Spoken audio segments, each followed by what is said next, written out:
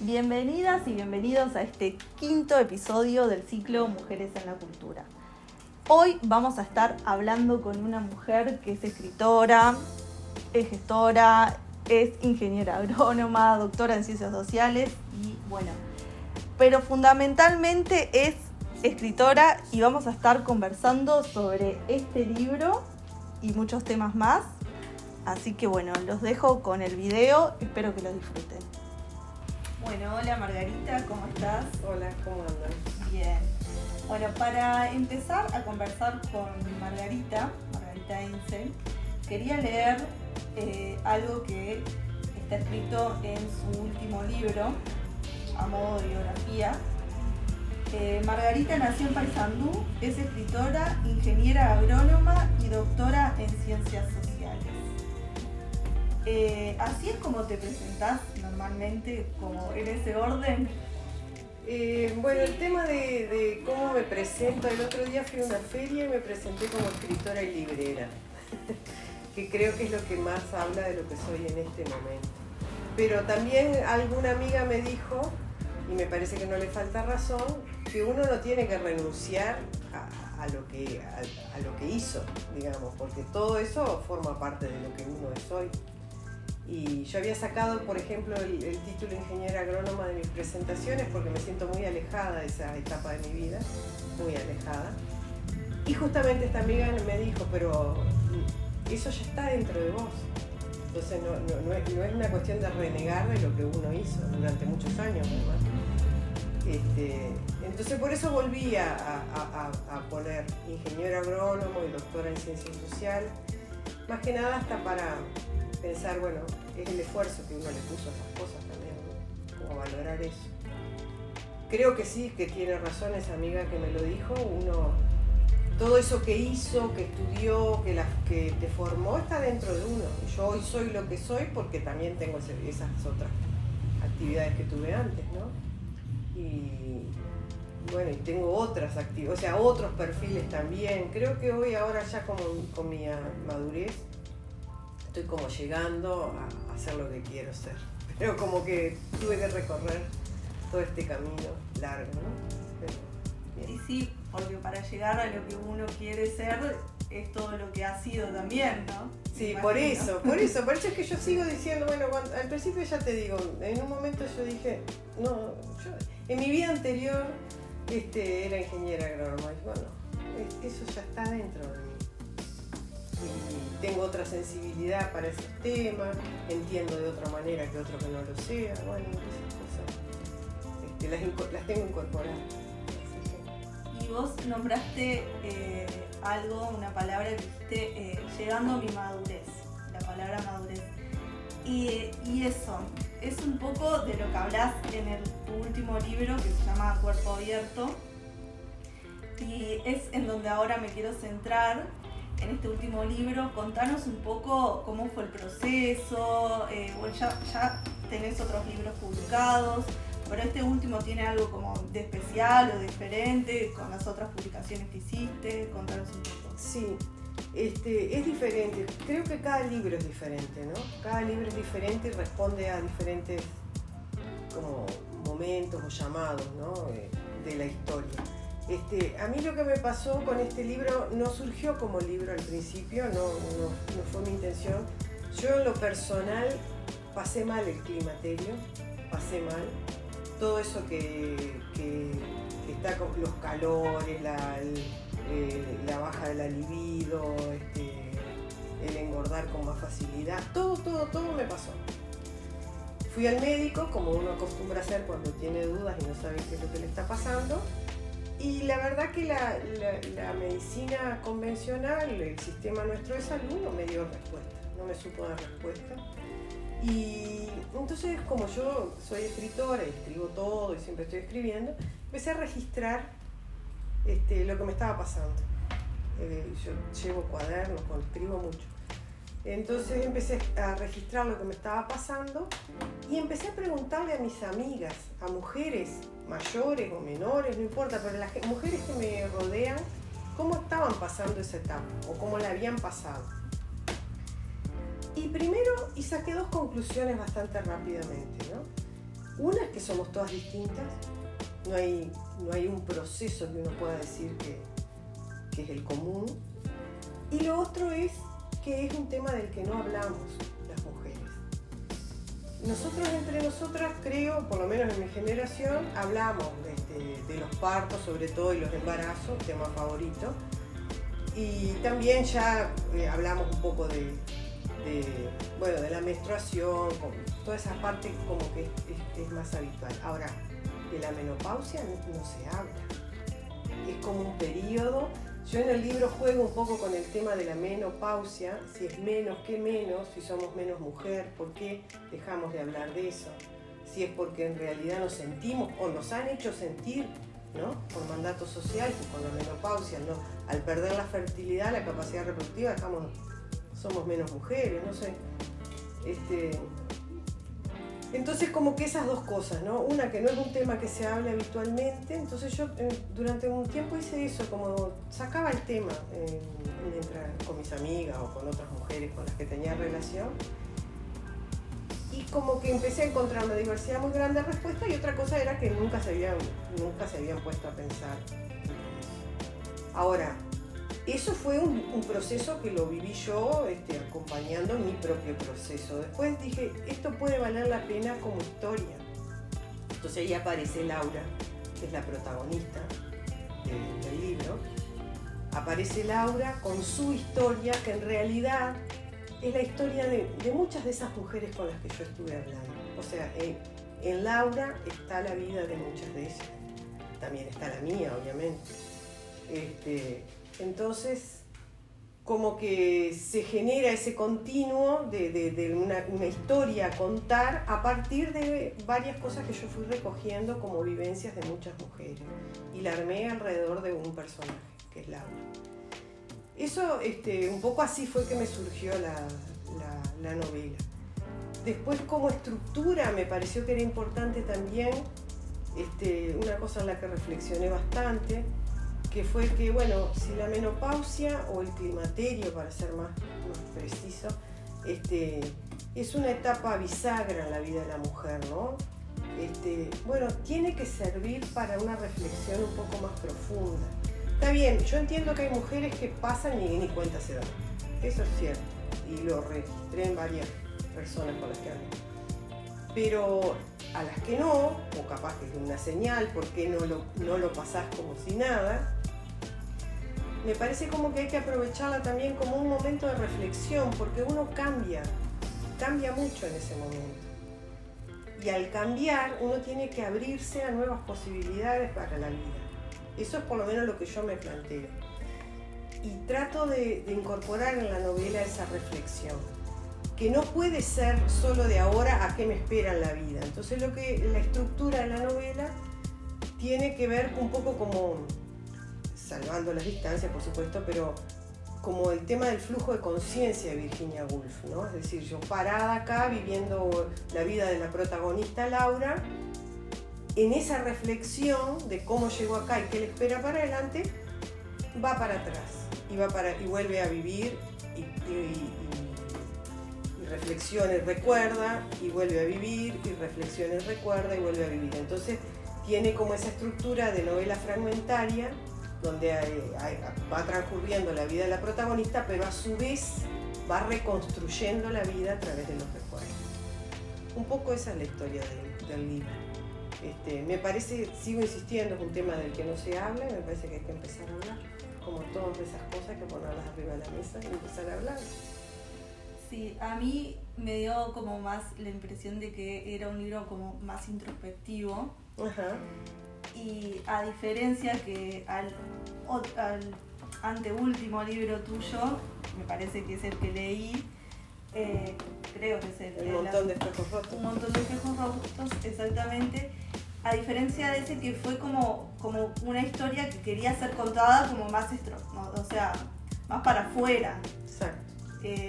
¿Así te sentiste vos cuando Sí, totalmente, Bueno, totalmente, la verdad que sí.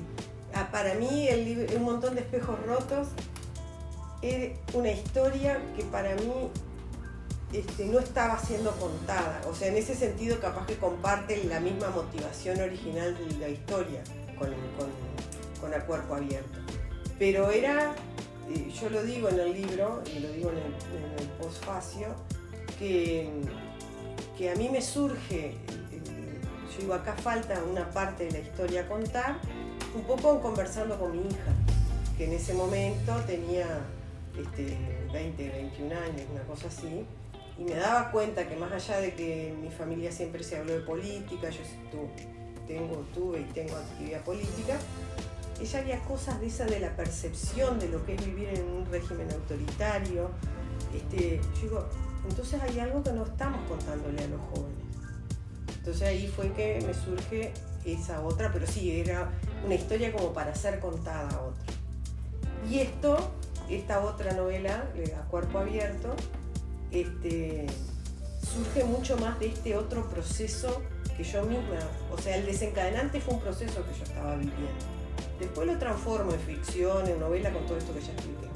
Pero totalmente de acuerdo, y creo que captaste esa sensibilidad bien, porque fue así.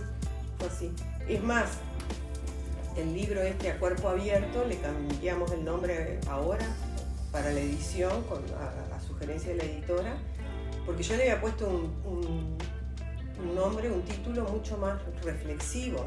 Se llamaba Ojos que miran hacia adentro, porque me parecía que respondía más a ese proceso de reflexión, ¿no? Y de esto de ir y venir en el recuerdo y en la reflexión. Y bueno, la editora me sugirió que lo cambiara, y entre las dos encontramos este otro título que igual me deja conforme, ya que está, es como ahora ya es A Cuerpo Abierto, ya me olvidé le calza muy sí, bien. por eso me parece como que fue una sugerencia buena de la editora. Así que. Sí, y vos nos contabas que no encontraste como algunas respuestas en la medicina tradicional, y escribir este libro, el hacer como todo ese proceso, ¿ahí encontraste alguna respuesta o no sé, o fue algo más terapéutico? Sí. ¿Te ayudó a transitar el momento? A mí el escribir para mí es terapéutico, ¿no? Yo escribo desde los 11 años, o sea, no desde los 11 años, escribo desde antes, por supuesto, desde los 11 años que llevo un diario, digamos, un diario que a esta altura son cantidad de cuadernos y cuadernos. Hay periodos en la vida en que he escrito menos, hay periodos en que escribo más, pero siempre tengo como un poco esa actitud de expresarme a través de la escritura. Muy en bruto, muy en crudo, como son los diarios o como son los apuntes de los registros. Entonces, la etapa esa que yo te decía que registraba lo que iba sintiendo, lo que me pasaba, veía parejas veteranas y bueno, aparecen ahí algunos cuadros, ¿no? Que las veía en tal actitud, bueno, me hacían como reflexionar, bueno, todo eso lo fui registrando. Esa etapa puedo decir que fue terapéutica. Después, cuando ya dije esto es una novela, ya como me puse en otra actitud, ya estaba eso.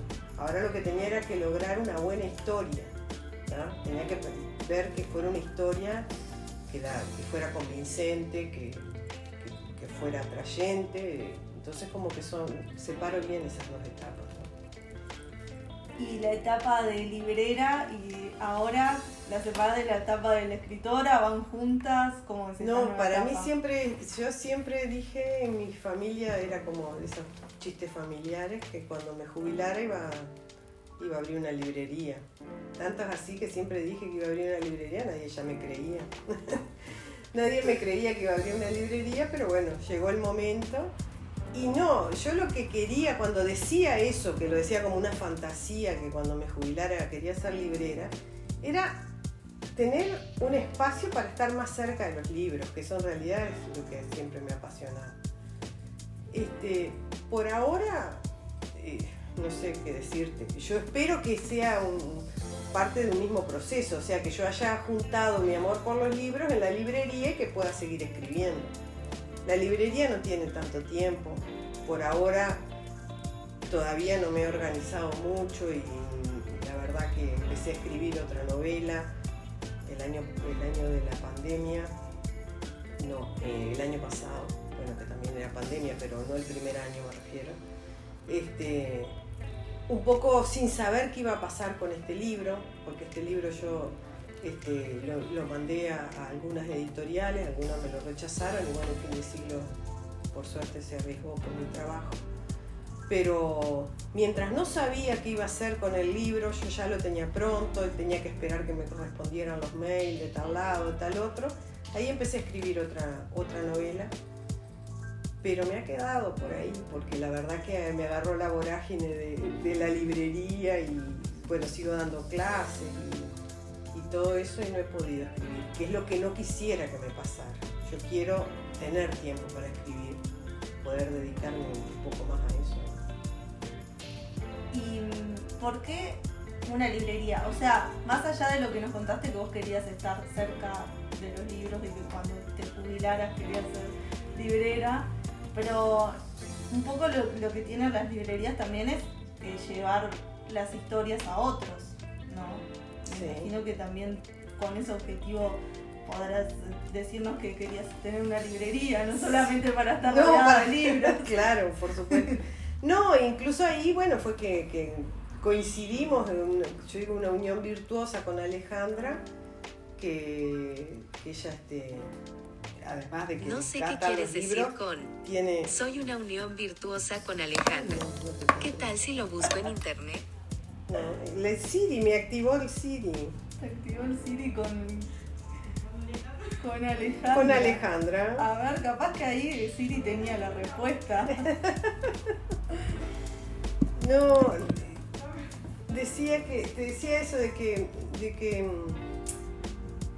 que por un lado está eso que yo te decía, mi gusto y mi pasión por los libros. Y por otro lado, obviamente cuando empezamos a conversar sobre la posibilidad de abrir una librería con Alejandra, que fue una unión virtuosa, digamos, en el sentido que juntamos dos capacidades distintas, pero a su vez con un objetivo común. Nos pusimos de acuerdo que queríamos darle a Paysandú como un lugar diferente, ¿no? Por eso es que nosotros tenemos como el espacio y hemos hecho, en los pocos meses que lleva abierta la librería, hemos hecho muchísimas actividades, tanto de música como talleres de formación, de diferentes cosas, más que nada de escritura, pero también de otras actividades que hemos tenido, bueno, de muestras artísticas. Nos parece, y ojalá que esto se pueda consolidar, que entendemos la librería como un lugar de encuentro y no es como un verso. Queremos como que realmente la gente se acostumbre a venir, que las actividades que nosotros proponemos son interesantes, que se acostumbren a venir, que los muchachos pasen, los muchachos digo porque como estamos camino al Liceo 1, muchas veces van hacia el liceo pero antes entran y miran y leen y bueno, eso es lo que queremos, no solamente poner el libro como más accesible, más a la mano. Si eso es a través de otras actividades que mueve, bueno, bárbaro. Nos parece que también es parte de la cosa, ¿no? Que la librería tiene que funcionar la librería moderna me parece que tiene que funcionar como un centro cultural. Y está obviamente que tiene que ser autosustentable, pero tiene que tener otras actividades. Uno ve en Montevideo, por ejemplo, en Montevideo hay como un cierto boom de las librerías, ¿no? Uno ve que hay librerías que abren, pero todas con un perfil donde además de vender el libro hay otras cosas para hacer. Me parece que está un poco ahí el gancho de traer de nuevo a la gente a la lectura, que creo que es de las actividades no solamente a mí en lo personal me gusta, pero creo que es de las actividades que más hacen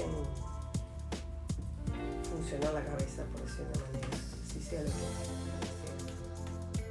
¿Y cómo ves a Paysandú en el tema cultural? Si lo ves muy receptivo a este tipo de propuestas, ¿pensás que faltan aún más o que se están abriendo, no librerías, pero más espacios culturales?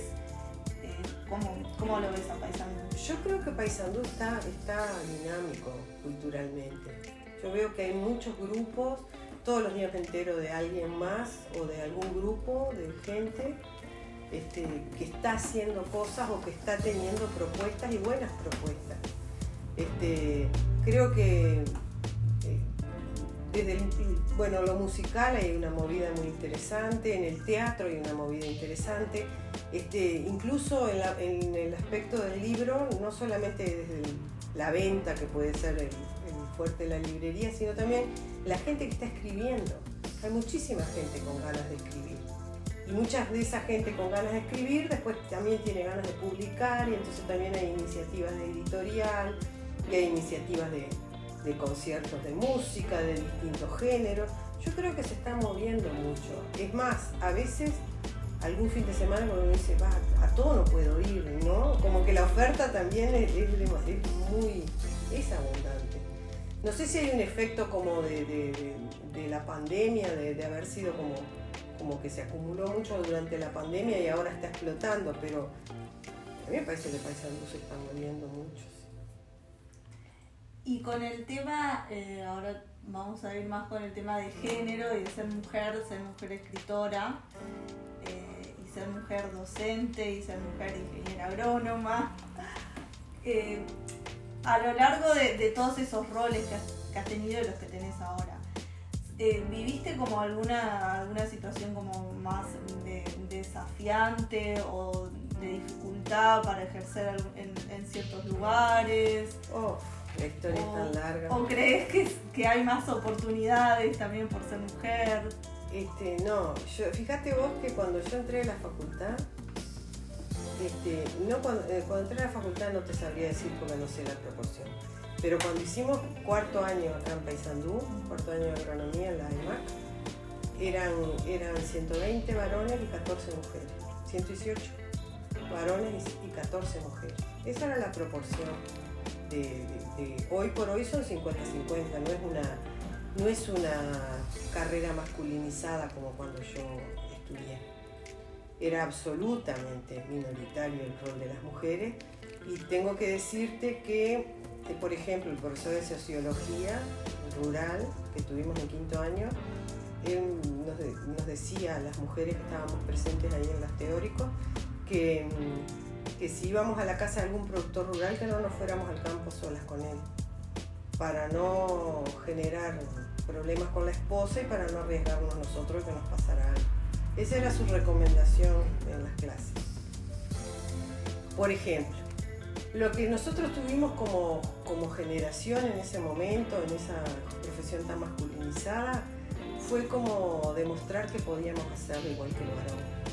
Creo que hoy las jóvenes nos pasaron por arriba, reivindican la diferencia, que me parece que está bueno.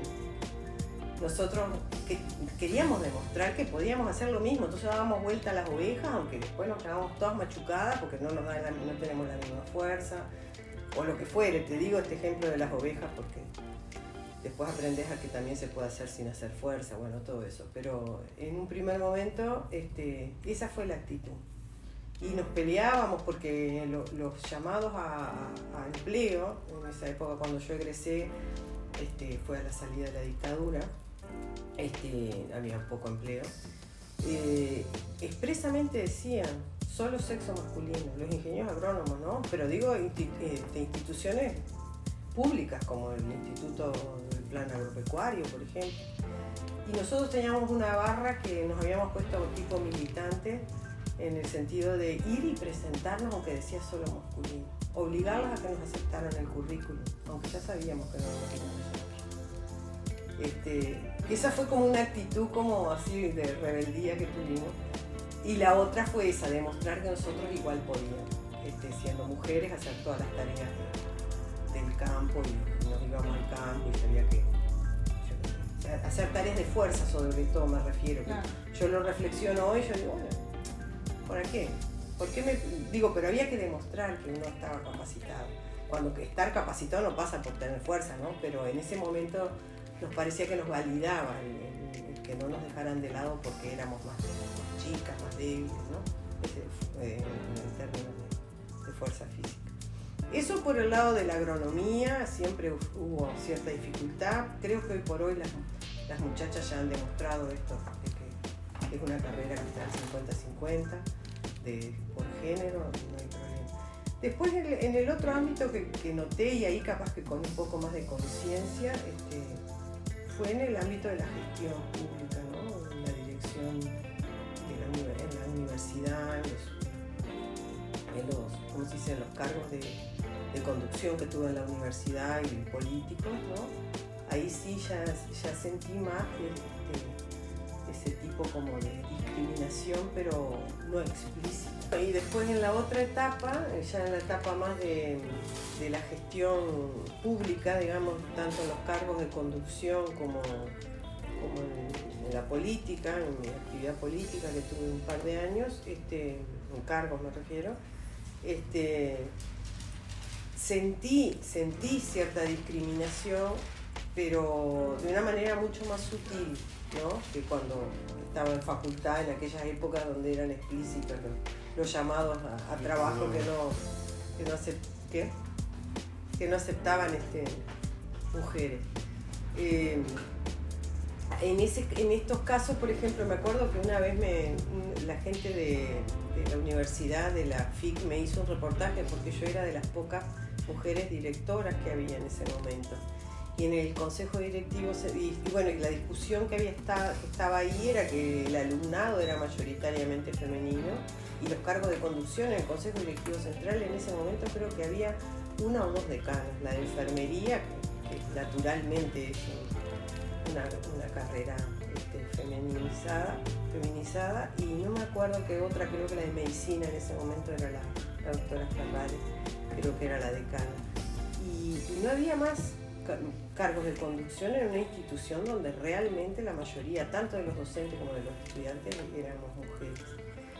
Y ahí como que empezamos, te estoy hablando de 10 años atrás, una cosa así, que se empezó como que el tema empezó a estar en el tapete de cuál era ese techo de cristal, ¿no? El techo de cristal, con nosotros las académicas tenían la misma formación, tenían doctorados, sin embargo, cuando llega el momento de elegir, no están para que se las elija o no se las elija. Eso, y después en la política, la política es un poco más entreverado el tema, ¿no? Bastante más entreverado. Yo valoro muchísimo el movimiento de mujeres políticas, la intención de las mujeres que se han metido en política. Creo que nosotros le damos a la política y a la gestión una mirada diferente que la del hombre, que me parece que es interesante, pero en lo personal es un espacio que lo dejo pasar. Bueno, y Margarita, tenés un montón de libros acá. Sí, hay montones de títulos para todos los gustos. La idea es esa, cubrir todos los intereses, los gustos. También le damos un espacio importante a los escritores sanluceros, que nos parece importante que tengan un lugar donde visibilizar el trabajo. Te iba a mostrar, creo que ya lo conocés, pero igual el otro libro mío. Ajá, el otro libro. Para mostrarte otro trabajo que me llevó mucho tiempo, mucha elaboración, una investigación histórica también. Bueno, y este es el actual que me está dando bastantes satisfacciones, ya te digo, me parece que es una buena herramienta o un buen vehículo, mejor dicho, para conversar con la gente, porque dispara cosas, ¿no? Leo un pedazo y siempre alguna mujer o incluso algún hombre tiene para comentar. Así que vamos a ver cómo le va al niño. Bueno, recién está salidito, así por eso, que todavía sí. tiene un camino. Sí, tiene para recorrer, por supuesto que sí, por eso digo, a ver cómo le va. Bueno, muchas gracias, Margarita. No, gracias a ustedes. La verdad que un gusto. Bueno, y esperamos que vengan también los y las que quieran venir a la librería, al Prisma de Lunares. Nunca te pregunté por qué el nombre. Bueno, el nombre en realidad es un blog. Cuando yo empecé a escribir un poco más en forma, fue cuando los blogs estaban un poco más de moda.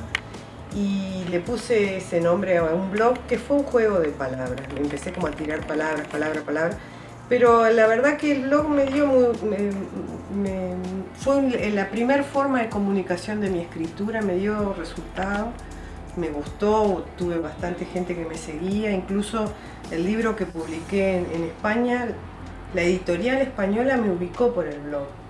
Entonces, cuando estábamos pensando en qué nombre ponerle a la librería, yo le comenté a Alejandra que me parecía como que el Prisma de Lunares había sido un nombre que me había acompañado durante unos cuantos años, y ella me dijo que le gustaba, que le parecía bueno que lo conserváramos. Así que quedó ese nombre. Bueno, bien. Bueno, entonces nada, invitarlas a que pasen por acá. Es acá en 18 de julio, en Paysandú, en la principal calle de Paysandú. Y bueno, y si no están por Paysandú y alguna vez vienen, nada, pueden venir a la librería.